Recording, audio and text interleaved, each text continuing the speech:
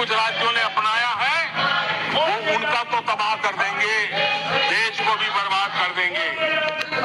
और देश अब कर्ज के तले दबते जा रहे हैं। ये देश आज दुनिया में उनको कर्ज देने के लिए कोई तैयार नहीं है। ये मुसीबतों से गुजर रहे हैं। राजनीतिक वैचारिक मतभेद हो सकते हैं, दलों के विषय में एक दूसरे के प्रति टीका टिप्पणी हो सकती है, लेकिन देश की आर्थिक सेहत के साथ खिलवाड़ मत कीजिए। आर्थिक सेहत के साथ खिलवाड़ मत कीजिए। आप ऐसा कोई पाप मत कीजिए जो आपके बच्चों के अधिकारों को छीन ले और आज अपना मौज कर ले और बच्चों के नसीब में बर्बादी छोड़ के चले जाए। ऐसा करके न जाए। आज आपको पॉलिटिकली सूट का, मैंने तो देखा एक सरकार, एक मुख्यमंत्री ने बयान दिया कि भाई अब ठीक है, मैं तो निर्णय करता हूं, अभी मुसीबत मुझे कहाँ आएगी, 2030-32 के बाद आएगी, जो आएगा वो भुगतेगा। क्या कोई देश ऐसे चलता है क्या? लेकिन ये जो वृत्ति बन रही है वो बहुत चिंता का विषय है। आदरणीय सभापति जी, देश की आर्थिक सेहत के लिए राज्यों ने भी अपनी आर्थिक सेहत के संबंध में डिसिप्लिन का रास्ता चुनना पड़ेगा और तभी जाकर के ये राज्य भी इस विकास की यात्रा का लाभ ले पाएंगे और उनके राज्यों के नागरिकों का भला करने में हमें भी सुविधा हो जाएगी, ताकि हम उनका लाभ पहुंचाना चाहते हैं। पहली बार पेंशन पर संसद में बोले प्रधानमंत्री नरेंद्र मोदी जी। देश के कर्मचारी पेंशन धारकों की गरिमा सुनिश्चित करने के लिए मोदी सरकार के द्वारा लाई गई नई पेंशन योजना यूनिफाइड पेंशन स्कीम को देश के कर्मचारी पेंशन धारकों की नाराजगी का सामना करना पड़ रहा है। यूनिफाइड पेंशन स्कीम पर सरकारी कर्मचारी सवाल उठा रहे हैं। हालांकि अधिकांश कर्मचारी संगठनों ने यूपीएस का विरोध किया है, वो ओपीएस की बहाली की मांग कर रहे हैं, लेकिन मोदी सरकार का इसके ऊपर कुछ और ही कहना है। प्रधानमंत्री नरेंद्र मोदी जी ने कहा कि देश की प्रगति के लिए कठिन परिश्रम करने वाली सभी सरकारी कर्मचारियों पर हमें गर्व है। यूनिफाइड पेंशन स्कीम यानी कि यूपीएस इन कर्मचारियों की गरिमा और आर्थिक सुरक्षा को सुनिश्चित करने वाली है। ये कदम उनके कल्याण और सुरक्षित भविष्य के लिए हमारी सरकार की प्रतिबद्धता को दर्शाता है। ये वो बयान है दोस्तों जो कि देश के प्रधानमंत्री नरेंद्र मोदी जी के द्वारा दिया गया, जिसके ऊपर माननीय सांसद जी ने सवाल खड़े किए हैं। किस तरीके से, एक बार आप उनका ये भाषण सुने।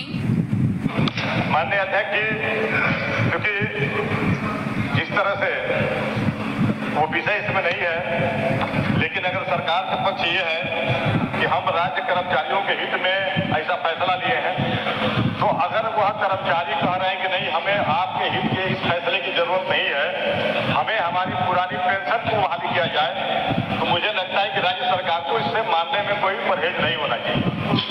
अब आप देखिए कितनी इसमें दो तरह के मतलब फैसले लिए गए हैं। उसी विभाग में जिन कर्मचारियों की नियुक्ति 2004 से पहले की हुई है, उनको पुरानी पेंशन उसी तरह से दिया जाएगा, लेकिन उसी विभाग में जिन कर्मचारियों की नियुक्ति 2004 के बाद हुई है, उनको वो पुरानी पेंशन की व्यवस्था समाप्त करके उनको ये व्यवस्था दिया गया है कि अब आपका जो पैसा कटौती होता है, वह पैसा आपका किसी प्राइवेट बैंक में आपका पैसा जमा होगा और उस पैसे का जो कैसे उसको प्रलोभन दिखाया गया कि उस पैसे का आपको जो लाभ मिल रहा है शेयर बाजार के हिसाब से मिलेगा। अगर वह कंपनी यानी उसका शेयर अधिक है तो उनको लाभ मिलेगा, उनका शेयर अगर माने डाउन है तो उनका नुकसान होगा। राज्य कर्मचारियों का ये कहना है माननीय अध्यक्ष जी कि हमें क्योंकि हमारी पुरानी पेंशन की बहाली किया जाए, और ऐसा भी नहीं है क्योंकि मैं मानता हूं कि भारत सरकार से 2004 में पास हुआ अभी, लेकिन उसी विभाग में जिन कर्मचारियों की नियुक्ति 2004 के बाद हुई है, उनको वो पुरानी पेंशन की व्यवस्था समाप्त करके उनको ये व्यवस्था दिया गया है कि अब आपका जो पैसा कटौती होता है, वह पैसा आपका किसी प्राइवेट बैंक में आपका पैसा जमा होगा और उस पैसे का जो कैसे उसको प्रलोभन दिखाया गया जो उस पैसे का आपको जो लाभ मिल रहा है शेयर बाजार के हिसाब से मिलेगा। अगर वह कंपनी यानी उसका शेयर अधिक है तो उनको लाभ मिलेगा, उनका शेयर अगर माने डाउन है तो उनका नुकसान होगा। राज्य कर्मचारियों का ये कहना है माननीय अध्यक्ष जी कि हमें क्योंकि हमारी पुरानी पेंशन की बहाली किया जाए, और ऐसा भी नहीं है क्योंकि मैं मानता हूं कि भारत सरकार से 2004 में पास हुआ। अभी बहुत से सारे ऐसे राज्य हैं जैसे बंगाल है, बंगाल अभी अपने प्रदेश में इसको लागू नहीं किया है।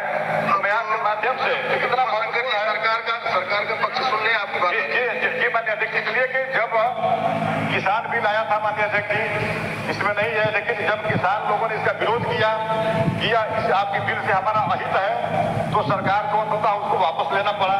और आज फिर इसी तरह से यदि राज्य कर्मचारी कह रहा है कि यह आपकी बिल हमारे हित में नहीं है, आप हमारी पुरानी पेंशन बहाली ही करें, तो मुझे लगता है कि आपके फिर से यह निर्देश होना चाहिए कि कम से कम उत्तर प्रदेश में राज्य कर्मचारियों को जिससे राहत मिले और उत्तर प्रदेश में पुरानी पेंशन व्यवस्था को बहाल किया जाए। देखिए दोस्तों, बहुत से कर्मचारी हैं जो यूपीएस के जो स्कीम है उससे नाराज़ है। उनका कहना है कि जो यूपीएस है उसमें कुछ चेंजेस कीजिए दोस्तों, जो कि इन्होंने कहा कि 91 लाख सरकारी कर्मचारियों को इसका फ़ायदा होगा दोस्तों। लेकिन उन्होंने जो कहा था, उन्होंने जो 25 ईयर्स की जो दोस्तों इसकी जो रिटायरमेंट का क्राइटेरिया रखा है दोस्तों, उनको चेंज कर 20 वर्ष करने का जो एम्प्लॉयज़ है दोस्तों उनका कहना है। लेकिन ऐसा सरकार करेगी या ना करेगी वो हम आगे देखेंगे, और ऐसी और इन्फॉर्मेटिव वीडियो आपके सामने लाएंगे। अगर आपको ये इन्फॉर्मेशन कैसी लगती है हमें ज़रूर बताइए कमेंट बॉक्स में, और अगर आप हमारे चैनल पर नए हैं तो आप हमारे चैनल को सब्सक्राइब ज़रूर कीजिए, और सब्सक्राइब के साथ साथ बेल आइकन को भी दबाइए ताकि अगले आने वाले हर वीडियो की नोटिफिकेशन आपके पास आ जाए। तो मिलते हैं ऐसे ही नई वीडियो में। Thank you.